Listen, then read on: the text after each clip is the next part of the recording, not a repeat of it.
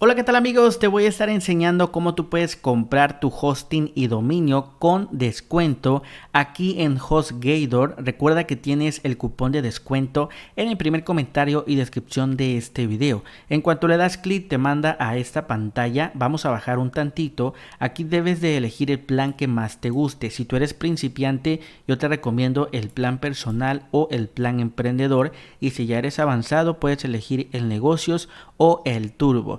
Por ejemplo, si quisieras contratar el personal, dale clic abajo, contratar ahora, y acá yo te recomiendo contratarlo a 3 años porque te estás ahorrando la mayor cantidad de dinero. Ahí abajito aparece cuánto te estarás ahorrando. Créeme que es una excelente oferta contratarlo a 3 años. Después dale clic abajo, ir al carrito. Recuerda que cualquier plan que contrates te va a estar dando un año de dominio completamente gratis. Aquí escribe el nombre del dominio que quieras registrar. En este caso yo puse vas a darle clic a esta lupa de color azul.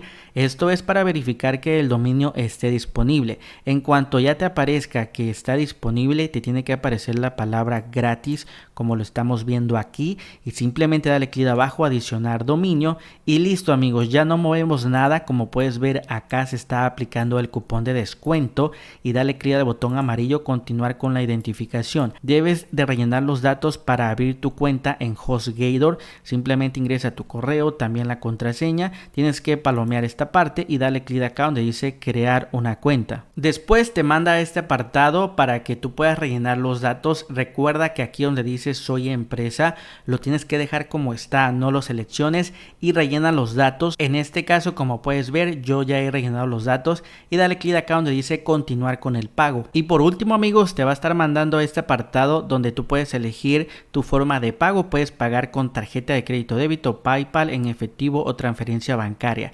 Yo te recomiendo tarjeta de crédito, débito o PayPal, ya que son las dos opciones más rápidas. Por ejemplo, si pagas con tarjeta, simplemente acá rellenan los datos, y ya por último dale clic al botón de abajo que dice finalizar compra para que ya se pueda hacer tu compra sin ningún problema. Y listo amigos, recuerda que en cuanto ya hagas tu pago, toda la información te la van a estar mandando a tu correo electrónico para que desde allí tú puedas configurar absolutamente todo.